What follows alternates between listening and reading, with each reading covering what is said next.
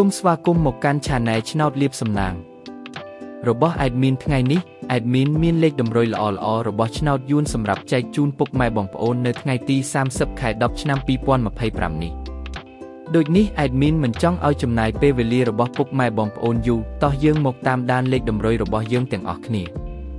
សម្រាប់លេខតម្រុយ2លេខមានលេខ44លេខ15សម្រាប់លេខតម្រុយអូស2លេខមានលេខតម្រុយទី1រអូស40និងលេខតម្រុយចុងក្រោយអូស10សម្រាប់លេខតម្រុយ3លេខមាន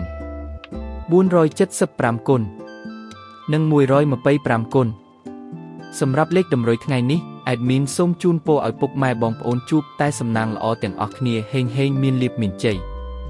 ជាចុងក្រោយសូមកុំភ្លេចជួយចុច Subscribe និង Comment ហើយដាក់សញ្ញារូបកណ្ដឹងដើម្បីជួយផ្ដល់កម្លាំងចិត្តមកកាន់ Admin ជាពិសេសងាយស្រួលតាមដានវីដេអូថ្មីនិងលេខតម្រុយល្អៗជាប្រចាំថ្ងៃជាមួយ Admin សូមគោរពលាពុកម៉ែបងប្អូនពីខ្ញុំបាទ Admin ឆ្នោតលៀបសំណាងល្អទាំងអស់គ្នាសូមអរគុណ